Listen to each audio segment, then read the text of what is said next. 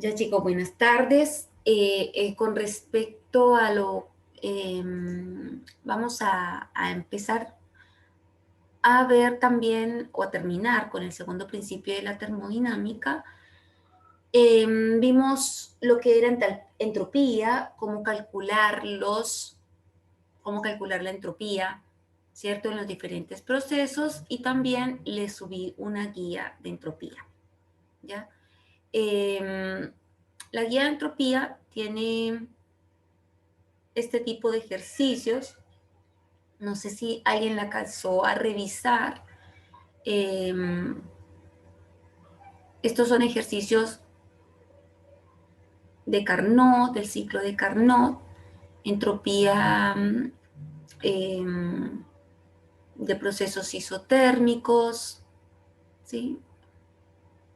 Este es así como ejercitamiento, ¿ya? Y hay algunos que son problemas, ¿cierto? Por ejemplo, esto todo es ejercicio, ¿ya? Porque es solamente como aplicar las fórmulas, ¿ya? Por eso se llama ejercicio, porque es como de ejercitamientos.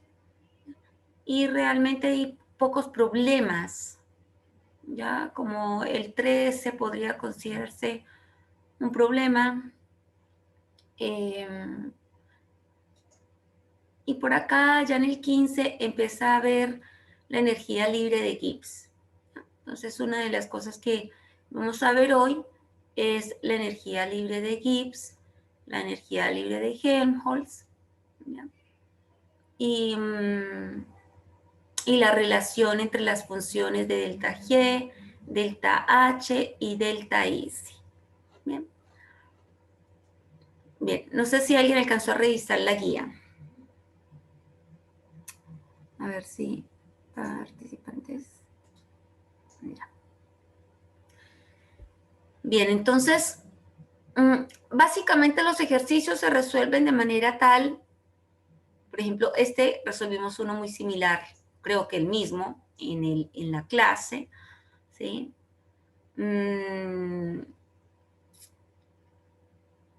Por ejemplo, el 8 es un ejercicio que repasa básicamente lo que vimos. Vamos a revisarlo vamos a dejar de compartir acá y vamos a compartir pizarra. ¿Ya? La idea, chicos, es que, como les digo, ustedes puedan resolver los ejercicios.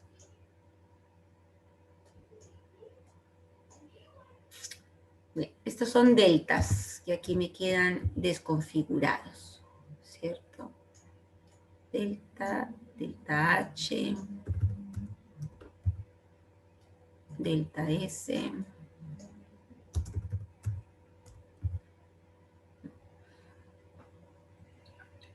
Ya, entonces dice, un ciclo de Carnot trabaja con un mol de gas ideal y funciona partiendo de 10 atmósferas y 600 Kelvin.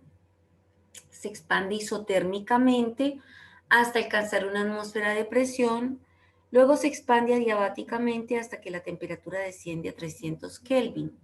Enseguida prosiguen con presiones isotérmica y adiabática hasta retornar al estado inicial.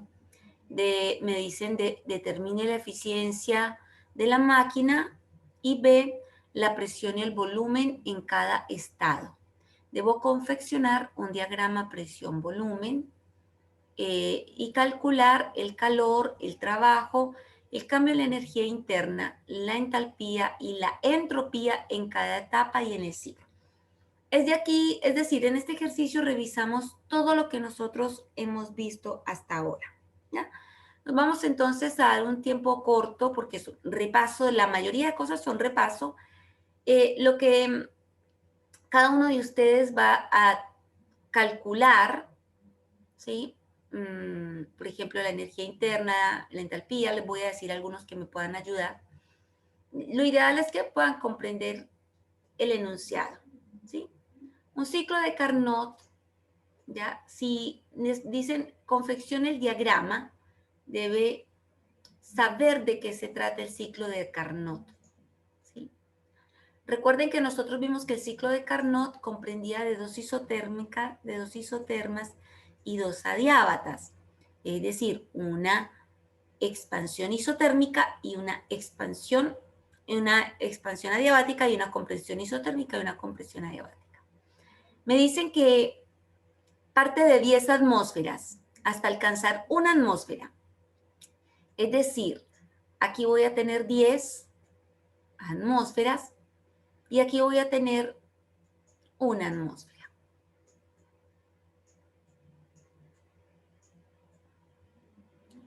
Bien, entonces, si parte de acá, recuerden que el ciclo de Carnot parte de un punto donde la presión está más alta, ¿sí? Y dice que desciende, se expande isotérmicamente hasta alcanzar una presión de una atmósfera. Esto me quedó malo entonces, ¿ya? ¿Por qué me quedó malo? Porque resulta que después de la expansión isotérmica viene una expansión adiabática. Entonces, si yo grafico una expansión isotérmica, no, así, aquí vendría siendo una atmósfera, la que me coincide con este punto. Después una expansión adiabática. Entonces, para eso debo saber yo de qué se trata el ciclo de Carnot. Después una compresión isotérmica hasta llegar a un punto. Y después una compresión adiabática, ¿ya? Entonces, saber qué significa el ciclo de Carnot para poder confeccionar el diagrama presión-volumen. Aquí es una 10 atmósferas, aquí es una. Esta una atmósfera correspondería a este punto.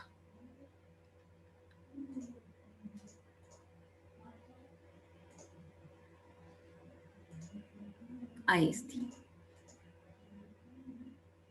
Ahí sería una atmósfera. No me quedó muy bonito el gráfico ni a escala, por cierto. Ya, entonces yo sé que esta presión va a ser más baja que 1 y esta también. A ver, sí, esta también es más baja que 1. ¿Ya? Entonces, nosotros podemos escribir o diagramar más o menos de acuerdo con lo que sabemos del ciclo de Carnot, tener un diagrama presión-volumen aproximado, ¿ya? Aproximado. Después, cuando uno vaya calculando los datos, uno puede llegar a tener un diagrama mejor, ¿sí? Bueno, hay que calcular la eficiencia de la máquina. Ya, me dicen que esta primera isoterma está a 600 Kelvin. Y me dicen que la temperatura, después de la expansión adiabática, la temperatura desciende a 300 Kelvin. Entonces yo tengo las dos temperaturas. Por lo tanto, el primer ejercicio, el literal A, lo tengo listo, porque recuerden que la eficiencia es 1 menos T sub F partido T sub C, me parece. Entonces, si tenemos eso, estamos listos. Porque solamente tendríamos que reemplazar las dos temperaturas. Y listo, ahí ustedes tienen el primer dato. La presión y el volumen en cada estado. Bueno, aquí la idea del B es que ustedes puedan hacer el C sin ningún problema. Entonces, cuando les piden la presión y en todos los estados, ¿cierto? Ustedes tienen que tener la presión 1.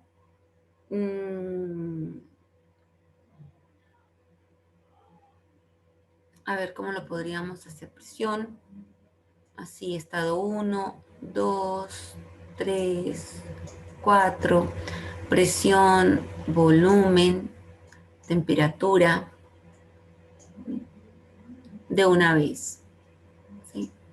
Ahí uno puede hacerse una tablita. Son 4 estados.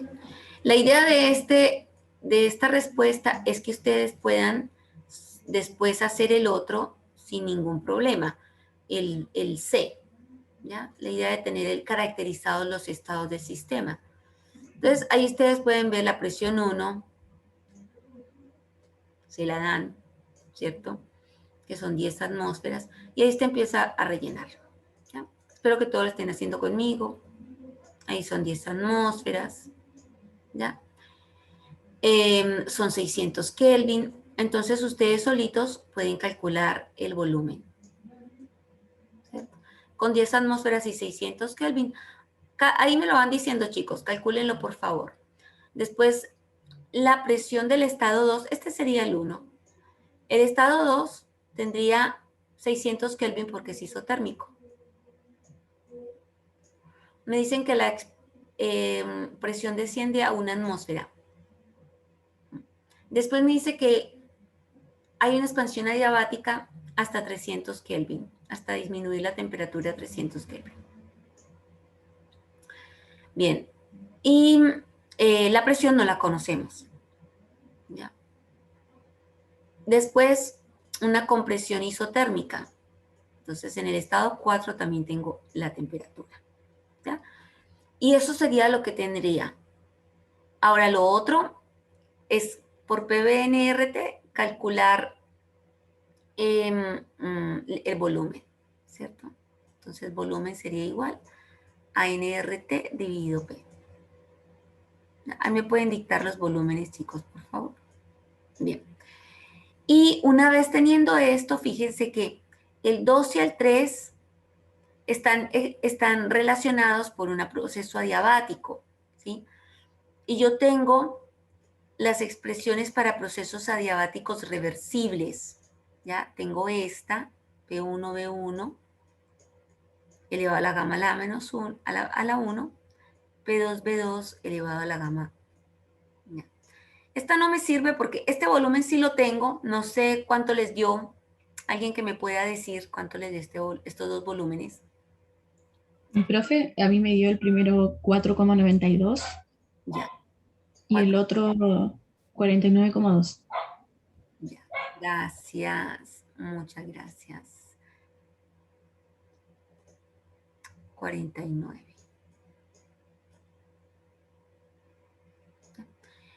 4,9 y 4 y 49 litros. Entonces, este aquí es 49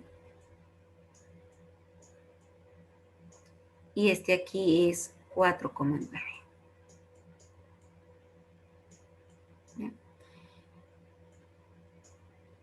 Bien, entonces ya tenemos estos dos. Fíjense que no, aquí abajo no tenemos temperaturas, perdón, no tenemos ni volumen ni presión. Entonces, la expresión que nos sirve ahí es este 1B1, gamma la menos 1, T2B2, o para ser más estrictos, T2, B2, T3, B3. Gamma la menos 1. Y el gamma acá, si me dicen que es un gas ideal donde C sub B es 3 medios de R, yo asumo que el gamma es que C sub P dividido C sub B es 3 medios, este sería 5 medios porque asumo que es monoatómico, 5 medios de R.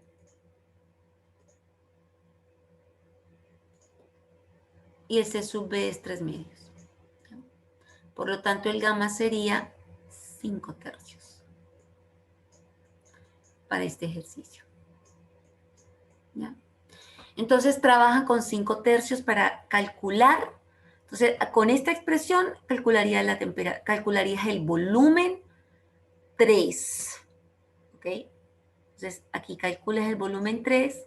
Y ya con el volumen 3, con la expresión de P es igual a NRT dividido volumen, la ecuación del estado del gas ideal, entonces calculan el volumen. ¿Sí? Y así sucesivamente tienen la tabla completa, ¿cierto? Para sacar el 4, ustedes pueden relacionar el estado 4 y el 1, ya a través también de un proceso adiabático. Y pueden obtener los datos. el resto ustedes ya lo saben hacer porque esto fue lo que se les evaluó, el saber hacer y el saber calcular a partir de estos datos. Entonces, no hay nada nuevo hasta acá, es un repaso, ¿sí? Lo único nuevo que les están preguntando aquí es que sepan qué es el ciclo de Carnot, cómo graficarlo, cómo calcular la eficiencia y cómo calcular el delta S para cada ciclo, ¿ya? Para cada etapa. Entonces ustedes le pueden colocar nombres a la etapa o letras A, B, C, D. ¿Sí? La etapa A sabemos que es un proceso isotérmico. Entonces, como vimos ayer, y alguien nos dijo, la expresión para el delta S isotérmico es NR logaritmo natural de volumen final dividido volumen inicial. ¿Ya? Con esa expresión, entonces vamos a sacar la isoterma, perdón, el delta S para este proceso A, que es isotérmico. Y tenemos los dos volúmenes, ¿sí? Uno es 0.40, uno es 49 y el otro es 4.9, ¿ya? Y ahí tenemos el delta S para el proceso isotérmico. El delta S para el proceso adiabático reversible, tanto para la expansión como la compresión, ¿cierto? Que sería la etapa D. Este sería igual a 0 porque el calor es 0. ¿Ya? Y de la entropía para el proceso D, perdón, C, ¿ya? Debe ser lo mismo que, fíjense que el dato, la entropía para el proceso isotérmico, compresión isotérmica, este sería volumen final, que sería el 4, dividido volumen inicial, que sería el 3. ¿Ya? Y ahí nosotros nos daríamos cuenta que este delta SA y este delta SC deberían ser el mismo valor, pero con signo contrario. ¿Por qué? Porque esta sería una expansión y esta sería una compresión.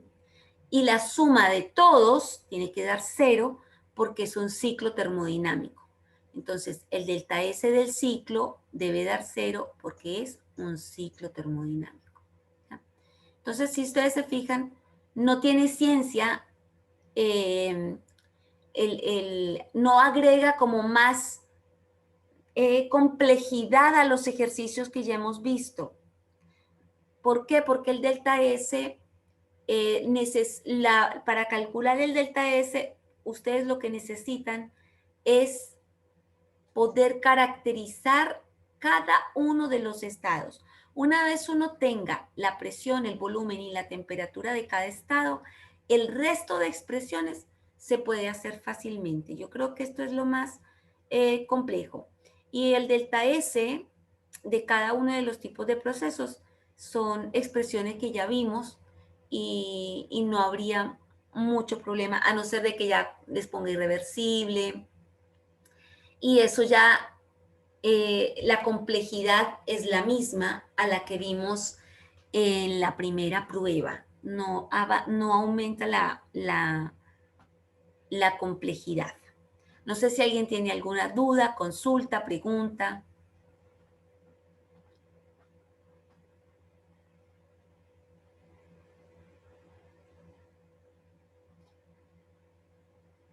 No, profe. Ya. Bien, chicos, entonces vamos a dejar hasta acá, no la clase, obviamente. Ya.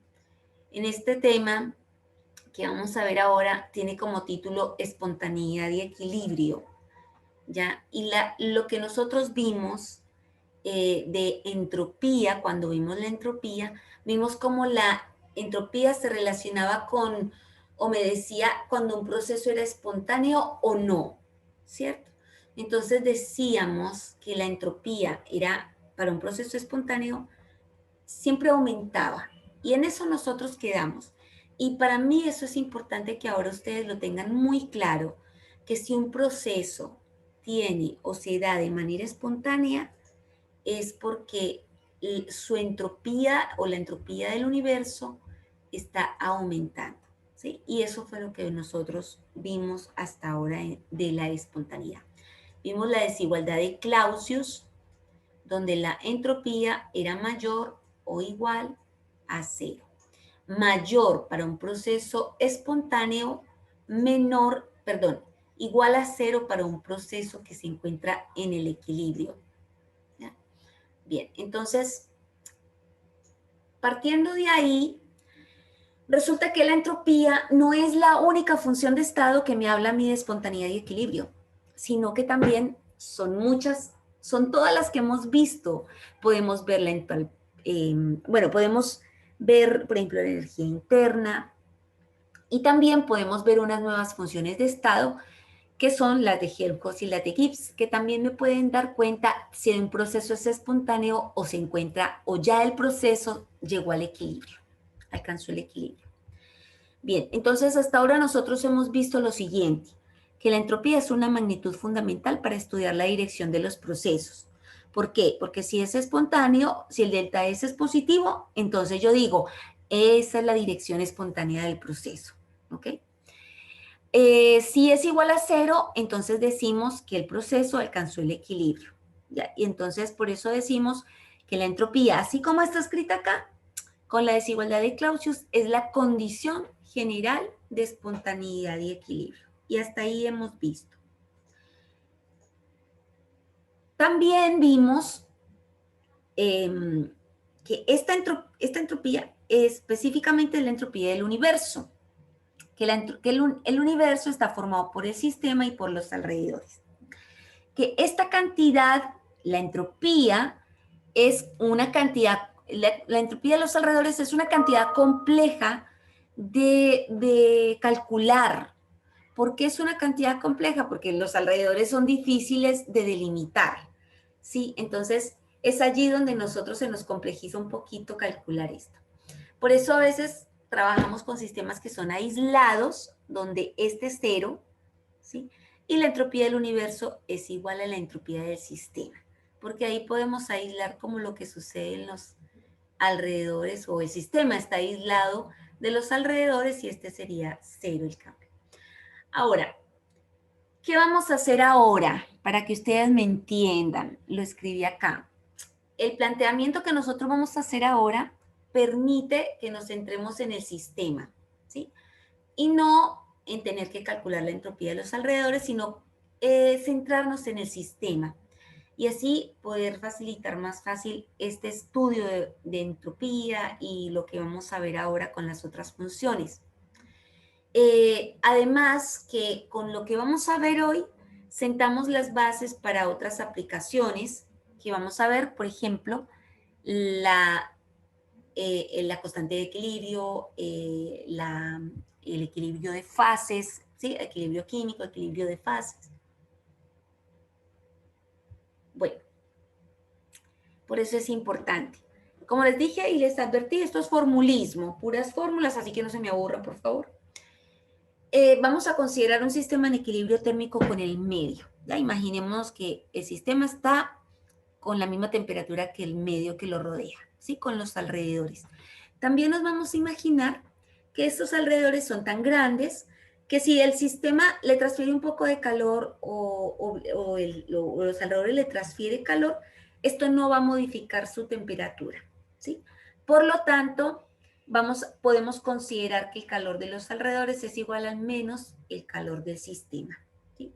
Si nosotros consideramos esto y tomamos la expresión de la entropía del universo, que era igual a la entropía del sistema más la de los alrededores, podemos escribir esto, desglosémoslo. La entropía de los alrededores la puedo escribir así. Pero si este calor, ¿sí?, es el menos de Q del sistema, entonces fíjese que toda la expresión la puedo escribir en términos del calor del sistema, ¿sí? Así que yo podría decir que la entropía del sistema ya es, bueno, aquí lo que podría decir es que para un proceso espontáneo, ¿sí?, si esto es mayor que 0, esta entropía del sistema tiene que ser mayor a este valor negativo. Tiene que ser mayor para que esto pueda ser espontáneo, el proceso espontáneo. Entonces, puedo escribirlo como este es el dQ de los alrededores, va a ser igual a menos el dQ del sistema o la transferencia de calor o el cambio o el calor que absorbe el sistema o libera. Entonces puede ser, o lo puedo escribir como la entropía del sistema mayor que la entropía del sistema dividido la temperatura, perdón, el calor del sistema dividido la temperatura, ¿sí? Entonces, de esta forma yo puedo escribir la entropía de los alrededores en términos del calor en el sistema, haciendo uso de esta igualdad, ¿sí? Así que me queda todo en términos del sistema, que es lo que a mí me interesa, porque es más fácil, ¿no? Entonces, si nosotros combinamos esta ecuación que tenemos acá, ¿sí? Por ejemplo, puedo pasar esta temperatura para acá, ¿ya? Y me queda esa igualdad, o desigualdad más bien, y aquí tengo el primer principio de la termodinámica y combino estas dos expresiones, ¿ya? Me queda lo siguiente. Me queda que la energía interna va a ser igual al calor, ¿sí?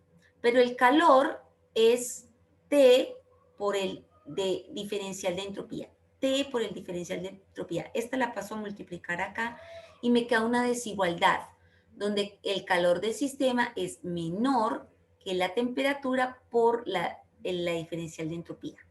De esta forma tengo en este, bueno, me aparece este signo menor acá, por causa de esta desigualdad. Entonces, aquí me queda este término o la energía interna en términos de entropía y en términos de trabajo, ¿ya? Entonces, la primera ley de la termodinámica y la segunda ley aquí están combinadas. Entonces, esta ecuación es una ecuación fundamental de la termodinámica, ¿sí? Donde empiezo a relacionar esta función de estado con la entropía, lo cual es bastante interesante desde el punto de vista termodinámico, ya vamos a ver por qué. Entonces, esta primera ecuación es una ecuación fundamental de la termodinámica, ¿ya? Y se cumple para sistemas que están, o es una condición general de espontaneidad y equilibrio. ¿Qué quiere decir esto? Que cuando la energía interna es menor que estas cantidades sumadas, es porque el proceso es espontáneo. Y si la energía interna es igual a esto, a la sumatoria de T por diferencial de entropía más de W, que es el trabajo, entonces estaríamos hablando de un proceso que se encuentra en equilibrio. Por eso se dice que es una condición de espontaneidad y equilibrio. Sí, lo que decía, el signo igual corresponde a un sistema cerrado en equilibrio y el signo menor que a un sistema que sufrirá una transformación espontánea. Bien, teniendo esto, ya con la energía interna nos vamos a analizar la otra función. Entonces, hasta aquí llevamos dos. La entropía y la energía interna del sistema. Y tenemos esta expresión que es una combinación de los dos principios.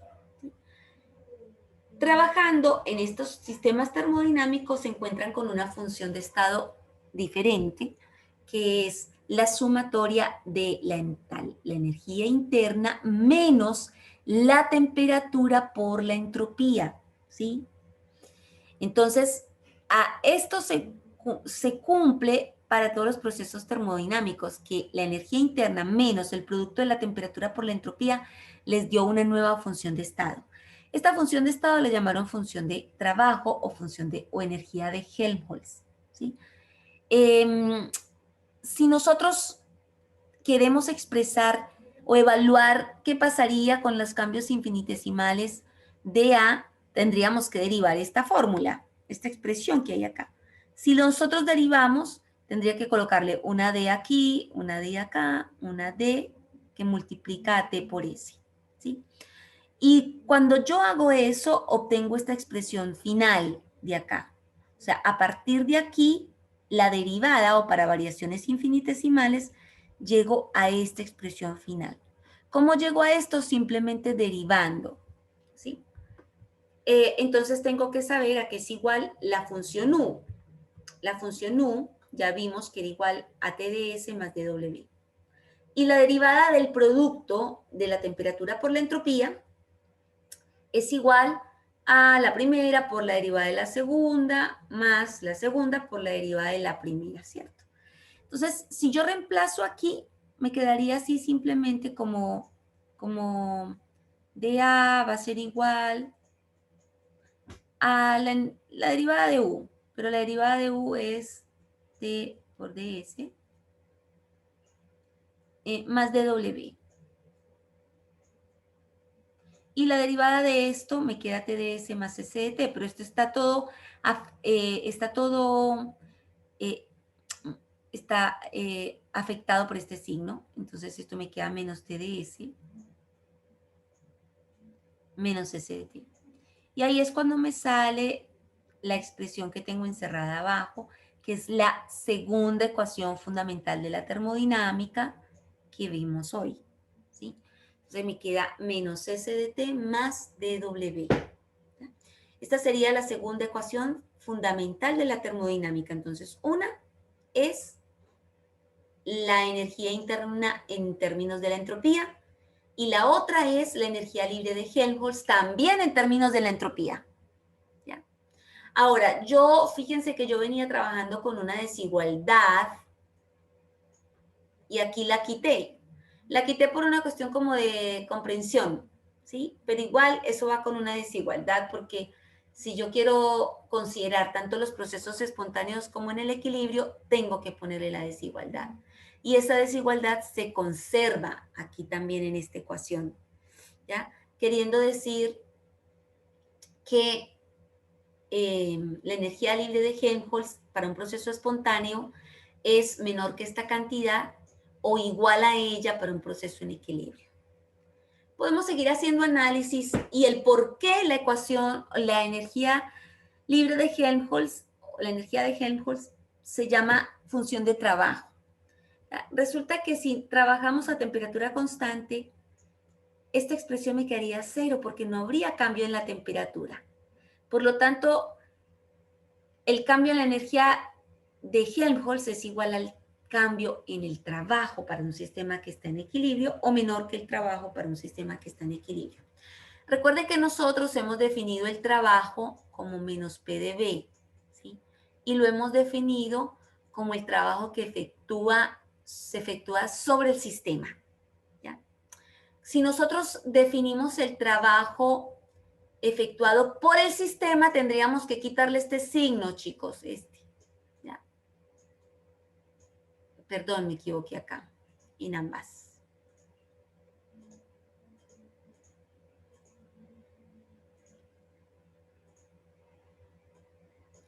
Esta primera, trabajo efectuado sobre el sistema, trabajo efectuado por el sistema. Nosotros usamos esta definición, ¿sí? Ahora, si lo expresamos en trabajo hecho por el sistema, obviamente me cambia aquí el signo, porque el trabajo es hecho por el sistema. Es un simple cambio de signo que indica si el trabajo se hace sobre el sistema o se hace por el sistema, y la magnitud sería la misma, lo que cambia es el signo. Por esta razón, a temperatura constante, por esta razón, se le llama función de trabajo, porque para un sistema en equilibrio sería igual a la cantidad de trabajo realizado, ¿ya? Y para un sistema que es espontáneo, sería menor a esa cantidad, ¿ya? Para que nosotros vayamos haciendo como ciertas relaciones. Eso con respecto a la energía libre de Helmholtz, ¿sí? Ahora, si reemplazamos acá este trabajo por esta expresión que hemos visto nosotros, la energía me queda así, menos SDT menos PdV, la energía de Helmholtz. Entonces, usted puede escribirlo así, la energía libre de Helmholtz es una función de la temperatura y del volumen, ¿ya? Porque si T y B no varían, entonces el proceso sería igual a 0. Perdón, la energía libre de Helmholtz sería igual a 0 para un proceso que está en el equilibrio, porque estamos hablando con igualdades, ¿cierto? Entonces, dice que en un sistema cerrado que experimente un proceso espontáneo con temperatura y volumen constantes, ¿sí? Si este es constante, estos serían 0. La energía de Helmholtz va a disminuir hasta alcanzar un valor mínimo en el equilibrio. Entonces, fíjense, como esto aquí es menor que, entonces sería menor que 0, ¿sí? Si la temperatura y el volumen son constantes, ¿ya? Es decir, tendríamos un gráfico así, una pendiente negativa, ¿ya? Porque el delta sería negativo para un proceso espontáneo. Y sería igual a 0 cuando alcance el equilibrio. Entonces, esta función es muy útil de usarla cuando la temperatura y el volumen son constantes. ¿Por qué? Porque esta función depende de ambas variables. ¿Ok? Bien, eso sería con esta función. ¿Alguna pregunta hasta acá con respecto a Helmholtz? Después vamos a ver ejercicios cómo aplicamos esto, ¿cierto? Bien, vamos a definir primero Gibbs y Helmholtz y después hacemos ejercicios relacionando cómo se ve esto. La de Gibbs también es una función de estado, pero la de Gibbs es U menos DS más PB. O sea, esto se encontró todo experimentalmente, sumaron las funciones de estado, estas específicamente, y les da una nueva función de estado que es la energía libre de Gibbs, ¿sí? Que ustedes la vieron. Aquí también, para obtener el diferencial, ¿sí? Si queremos obtener de G, tenemos que la derivada de esta función menos la derivada del producto de esta, ¿cierto? Más la derivada del producto de presión por volumen, ¿ya? Profe, Dime. ¿vamos a tener un recreo? Se me fue. Sí, gracias por acordarme. Gracias, gracias. Sí, chicos. Nos vemos a las 6:14. A ver, son las 6:14, sí. Nos vemos a las 6:24, chicos. Gracias por acordarme. Dejamos acá. Ah, bueno, acá voy a dejar, espérate, completo aquí para que no se me pierda el hilo. Tengo esta derivada y ¿qué es esto? Básicamente lo que tengo acá. Reemplazo estas derivadas de la energía interna, de este producto y de este, y obtengo la tercera ecuación fundamental del día de hoy, que es la energía libre de Gibbs, que me da menos S de T más B de P. Entonces, hasta aquí vamos a dejar esto para irnos al descanso. Bueno, chicos, nos vemos en 10 minutos más. Vale, profe. Voy a pausar acá grabación y voy a detener el vídeo. Entonces, bien, entonces ya tenemos 3 ecuaciones fundamentales de la termodinámica, una en términos de la energía interna, otra en términos de la energía libre de Helmholtz, y otra en términos de la energía libre de Gibbs. Solamente hemos hecho eso, no sabemos qué significan. Bueno, la de Helmholtz dijimos que era una función de trabajo. Vamos a profundizar un poquito en qué es la energía libre de Gibbs también, para qué nos sirve, ¿ya? Porque ustedes la vieron por ahí en el colegio, más o menos. Vamos a ver para qué nos sirve. Y también vamos a ver otra forma de escribir la energía libre de Gibbs. Esta se va a convertir en protagonista, ¿ya? A partir de hoy se convierte en una función que es protagonista. La energía libre de Gibbs, como lo vimos al principio, ¿cierto? Se puede escribir así en términos de todas estas funciones de estado, energía interna, menos el producto de la temperatura por la entropía, más el producto de la presión por volumen, ¿sí? Recuerden que la entalpía, habíamos dicho cuando vimos termoquímica, que era U más PV. Entonces, si colocamos U más PV, nos queda entalpía, ¿sí? U más PV es entalpía, menos TS.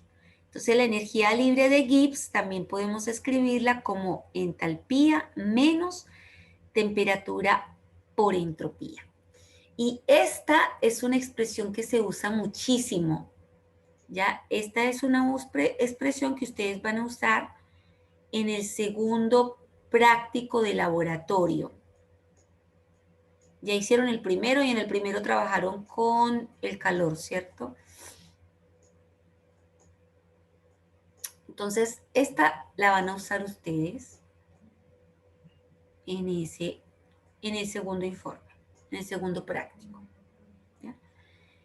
Bien, entonces tenemos estas expresiones y también podemos escribir la energía libre de Gibbs en términos de energía de Helmholtz. ¿Ya?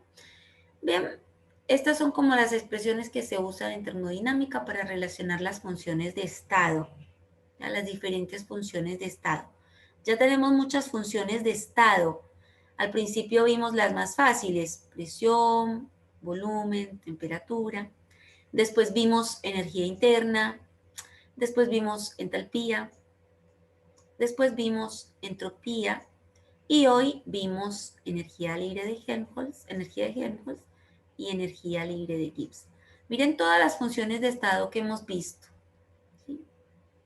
Bien, y como nosotros evaluamos los cambios, por eso es que siempre terminamos obteniendo expresiones con derivadas, ¿ya? Porque una derivada significa evaluar los cambios con respecto a algo, ¿no? A otras variables. Entonces, por eso es que siempre terminamos con un diferencial, ¿ok? Y por eso terminamos finalmente con expresiones en términos de estos cambios infinitesimales, porque eso es lo que nos interesa saber, cómo cambian estas funciones en los diferentes procesos termodinámicos. ¿Ya? Ahora, en resumen, la energía libre de Gibbs es una función de estado, es una propiedad extensiva. ¿Por qué extensiva? Porque también depende de la materia, ¿sí? Si usted aumenta la materia, la masa, aumenta la energía libre de Gibbs. ¿Ya?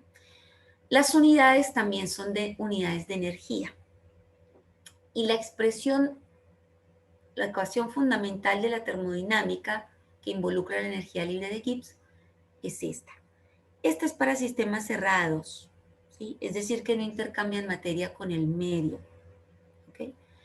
Y esta expresión es menor que estos términos para un proceso que es espontáneo y es igual a esta expresión para un proceso que está en el equilibrio. ¿Ya? Entonces recuerde, menor que esto es proceso espontáneo, igual a esto es proceso en equilibrio. Por eso se dice que esta expresión, así como la escribimos acá, es la condición general de espontaneidad y equilibrio para un sistema que es cerrado y solamente tiene trabajo del tipo presión-volumen. ¿Sí? Recuerden que nosotros mencionamos que hay trabajo presión-volumen y hay trabajos que no son presión-volumen, hay trabajos de otro tipo, ¿cierto? Bueno, siguiendo con la energía libre de Gibbs, si tenemos la temperatura constante, este término sería 0. ¿Por qué? Porque no hay cambio en la temperatura. Y la energía libre de Gibbs me quedaría dada en términos solamente de la presión. B por el diferencial de presión. Si los dos son constantes, este término también sería 0. Entonces la energía libre de Gibbs sería menor que 0 para un proceso a temperatura y presión constantes, para un proceso espontáneo. Y para un proceso en equilibrio sería igual a 0. Y también se grafica así. Entonces, para el proceso espontáneo, la energía libre de Gibbs va disminuyendo, disminuyendo, hasta alcanzar su mínimo, ¿sí? Que es en el equilibrio. Y ahí ya no cambia, ¿sí? Aquí ya el delta G es 0. En cambio, aquí esta pendiente, como es negativa, el delta G es menor que 0. Y esto obviamente es a temperatura y a presión constante, ¿no? Para un sistema cerrado que experimenta un proceso espontáneo hasta aquí y aquí llega el equilibrio, ¿sí? Bien, como les mencioné, no sé si a la rápida o un poco más despacio, en termodinámica y en la vida real, pues en todo, hay diferentes tipos de trabajo, ¿cierto? Por ejemplo, nosotros hemos visto el trabajo aquí que hemos llamado trabajo PV. ¿Y por qué lo hemos llamado así? Porque decimos dW es igual a menos PdV. ¿Sí? Es decir, un cambio en el volumen es el que me registra que hay trabajo o no en el sistema. Eso lo habíamos visto, ¿se acuerdan? Pero hay otro tipo de trabajos. Por ejemplo, ¿qué pasa a ustedes, como algunos de ustedes que son bioquímicos, ¿cierto? Con el trabajo de las células. ¿Ya? El trabajo de las células, por ejemplo, la mitosis, la meiosis. O para los químicos, ¿sí? Por ejemplo, el trabajo que hace una batería, ¿sí? El trabajo de producir la luz o producir una corriente eléctrica. Esos son trabajos, pero son trabajos que no son del tipo presión-volumen, que no son este tipo de trabajos. Entonces, en general, nosotros hasta ahora, y esto es, quiero que lo recuerden, hasta ahora solamente hemos visto este tipo de trabajos y no hemos considerado este otro tipo, sabiendo que el trabajo total de un sistema termodinámico considera los dos. Pero nosotros solamente hemos considerado uno. ¿Por qué? Porque hemos considerado un gas que se expande, un gas que se comprime solamente, ¿ya? Pero ahorita vamos a considerar este también, ¿sí? Vamos a considerarlo. Entonces, ¿qué pasa cuando nosotros ya consideramos trabajo del tipo PV? Porque, no PV, perdón, diferente a presión-volumen. Es aquí donde la energía libre de Gibbs cobra protagonismo, ¿sí? Aquí es donde cobra protagonismo. Y vamos a ver por qué cobra protagonismo. Cuando un sistema cerrado está cerrado y sí puede llevar a cabo el trabajo diferente al trabajo que estamos acostumbrados, presión-volumen, nosotros podemos escribir las expresiones así. Por un lado tenemos la energía libre de Gibbs en términos de la función de Helmholtz, ¿no? Más PV. Esta es otra forma de escribir la energía libre de Gibbs. Si escribimos la diferencial de esta energía libre de Gibbs, sería la diferencial de A más P por el diferencial de B más B por el diferencial de P, ¿cierto? Porque sería derivada de esto y la diferencial de este producto. Entonces me quedaría así, ¿ok? Ahora, recuerden que nosotros esta función de Helmholtz dijimos que era igual o menor que esta cantidad. Y aquí está el trabajo. Pero nunca dijimos, o sea, lo llamamos así, y cuando dijimos trabajo PV lo escribimos como menos PV, menos PdV. Pero este trabajo puede considerar los dos tipos de trabajo, o considera los dos tipos de trabajo, ¿ya? El no PV y el PV. ¿Sí? Entonces, si yo reemplazo esta expresión acá, ¿ya? Me quedaría que la energía libre de Gibbs es menos SDT, que es esta, más dW, más estos otros dos términos. ¿Ya? Si considero el trabajo como lo vimos ahora,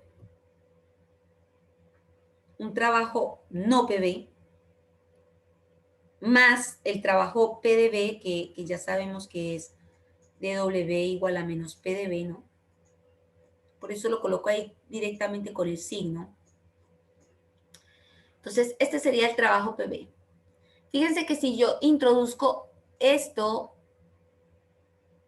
lo reemplazo aquí, este positivo con este negativo se me cancelan, ¿sí? ¿Y qué me queda? Me queda que la energía libre de Gibbs es menos S de T más el trabajo diferente a presión-volumen más B de P. Esto es para un sistema que es cerrado y para un sistema que también puede hacer trabajo no PV. Entonces, la energía libre de Gibbs aquí me queda en términos del trabajo no PV. Y es aquí donde cobra protagonismo. ¿Por qué? Porque, por ejemplo, si usted tiene en su organismo, ¿sí? Su organismo mantiene una temperatura y una presión constantes, relativamente, ¿cierto? Usted siempre estaba con una presión, con una temperatura constantes. Si usted se le baja o se le sube, tiene una anomalía. Entonces, en su organismo, las células hacen un trabajo a una temperatura y a una presión determinadas. Las reacciones bioquímicas de su organismo se realizan a una presión y a una temperatura determinadas, ¿sí? Por lo tanto, si la temperatura no cambia y esto tampoco cambia, entonces estos dos términos son cero. Y la energía libre de Gibbs entonces me queda igual al trabajo no PV en un proceso en equilibrio, y para un proceso espontáneo me queda menor que ese valor. Es decir, la energía libre de Gibbs es como ese trabajo, es la energía libre para hacer un trabajo diferente al trabajo de presión-volumen. ¿Ya? Para los químicos, esto es súper importante en el próximo ramo que sigue de este, que se llama electroquímica. No, perdón, este ramo lo ven después, más adelante, electroquímica. Y en electroquímica, ustedes van a ver las celdas, ¿cierto? Las pilas, las baterías. ¿Ya? Y ustedes saben que aquí, ¿qué está sucediendo? Una reacción de óxido-reducción, que hace que los electrones, que haya un flujo de electrones, y ese flujo de electrones produzca una corriente eléctrica, que la uso para cualquier cosa, ¿cierto?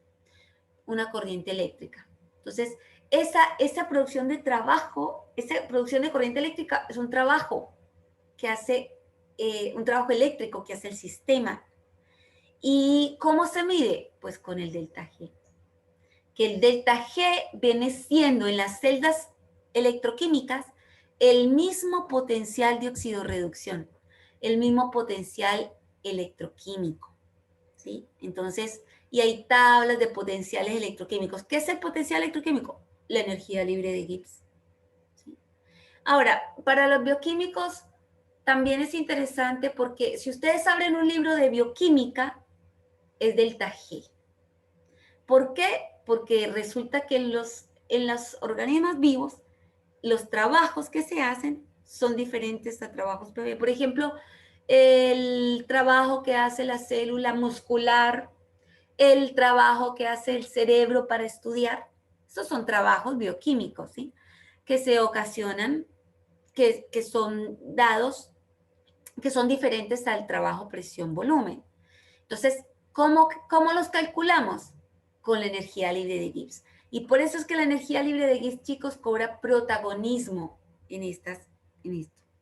¿Ya? Por eso es tan importante. Por eso se dice que la energía libre de Gibbs es la energía libre para realizar un trabajo. Y un trabajo, especialmente un trabajo no PV. ¿Sí? Por eso yo lo puedo escribir así, lo puedo escribir de esta forma, lo puedo escribir así y puedo leerlo así. El trabajo que puede hacer el sistema a temperatura y presión constantes sobre los alrededores es menor o igual que la variación de energía libre de Gibbs y será máximo cuando el proceso sea reversible, es decir, cuando el proceso esté en el equilibrio. ¿Sí? Será máximo porque ahí la energía libre de Gibbs es igual a esa cantidad de trabajo en un proceso en equilibrio. ¿Okay?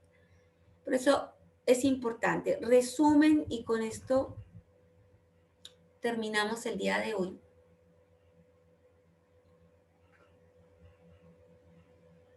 En resumen, lo que vimos hoy fueron las ecuaciones fundamentales de la termodinámica y cada una de ellas, de esas funciones que vimos en esas ecuaciones, las vimos como criterios de espontaneidad y equilibrio, ¿sí?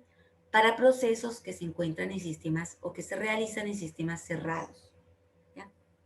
Si nosotros tenemos un sistema aislado, recuerden que el mejor criterio de espontaneidad y equilibrio es en la entropía, porque para un sistema aislado, la entropía del universo es igual a la entropía del sistema, porque la entropía de los alrededores, recuerden que es cero, ¿sí? Para un sistema aislado. Por eso es que si tenemos un sistema aislado, el que nos dice si el proceso es espontáneo o no es la entropía. Seleccionamos la entropía. Sabemos que la entropía va a ser positiva para el proceso espontáneo y que va a ser igual a cero para el proceso si está en el equilibrio. Ahora, si no tenemos ninguna restricción, tenemos que escoger la expresión que vimos para la energía interna, ¿sí? La ecuación fundamental que nos involucra la energía interna, ¿ya? Que es menor a esta cantidad para un proceso espontáneo o es igual a esa cantidad para un proceso que está en equilibrio, que alcanzó el equilibrio, ¿sí? Aquí lo escribí así resumidamente y también lo escribí en forma no tan resumida, considerando los dos tipos de trabajo. ¿Se fijan? Aquí están los dos tipos de trabajo, el tipo de trabajo PV y no PV. Bien, si dejamos la temperatura constante, podemos escoger tanto la energía libre de Gibbs como la de Helmholtz, ¿sí? Yo seleccioné la energía libre de Helmholtz, que es menor que el trabajo para un proceso espontáneo o igual al trabajo para un proceso en equilibrio. Ahora, recuerden que la energía del Helmholtz depende, la función de Helmholtz depende de la temperatura y depende del volumen. Si estas dos son constantes y no hay trabajo, presión, volumen, ¿sí? O sea, este término desaparece, este término de trabajo desaparece, entonces, la energía libre de Helmholtz me queda negativa para un proceso espontáneo e igual a cero para un proceso en equilibrio. Lo mismo para la energía libre de Gibbs, que es una función de la temperatura y de la presión. Así que si estas dos son constantes, la energía libre de Gibbs es menor que cero. O sea, negativa, ¿no? Y la energía libre de Gibbs es igual a cero para un proceso en equilibrio. Negativo para un proceso espontáneo, positivo, igual a cero para un proceso en equilibrio. En el práctico que ustedes van a hacer de energía libre de Gibbs, van a tener que determinar si una reacción se favorece o se desfavorece de acuerdo a las condiciones de esa reacción. Entonces, para eso van a usar la energía libre de Gibbs como criterio de espontaneidad de la reacción, ¿sí? Van a ver si esa energía libre de Gibbs es negativa, si es positiva, cómo varía, si aumenta, si disminuye, y entonces allí pueden concluir. ¿Okay? Bien, esto lo vamos a ver ya la próxima clase, ¿sí? Con las expresiones que nosotros tenemos, podríamos hacer este ejercicio de aplicación, ¿sí? Con las expresiones que nosotros tenemos, o este. Pero sí, son algunos problemitas que les pido que por favor lo lean, estos ejercicios de aplicación, y se pongan a pensar cómo pueden ustedes resolver este ejercicio con lo que tenemos, solamente con lo que tenemos hasta ahora. Obviamente no se resuelve solamente con lo que está en las diapositivas, sino con conocimientos previos que ustedes tengan de física para calcular trabajo. Porque aquí, por ejemplo, nosotros estamos calculando o preguntan cuál es la masa mínima de glucosa que se debe consumir para que un pájaro que tiene 30 gramos de masa pueda volar a una rama que está a 10 metros de altura, ¿sí? Me dan el cambio en la energía libre de Gibbs, es decir, yo tengo una energía libre de Gibbs, pero me piden una masa, ¿sí? Entonces, ahí es donde tengo que entrar como a pensar en si el trabajo, si la energía libre de Gibbs es igual al trabajo, ¿sí? Entonces, este pájaro, para subir a esta rama, necesita hacer un trabajo. Entonces, finalmente me están preguntando, o indirectamente me están dando el trabajo que hace ese pájaro para subir a la rama, y con ese trabajo me están preguntando la masa, ¿sí? Eso es lo que están haciendo en este ejercicio, ¿sí? Bueno, como les dije, por tiempo, que me dijeron que las clases terminaban 10 para las 7, entonces vamos a tratar de respetar el horario. Lo vamos a dejar acá y vamos a continuar la clase el día... ¿Cuándo tienen ustedes el próximo práctico, chicos? Vamos a pausar grabación aquí.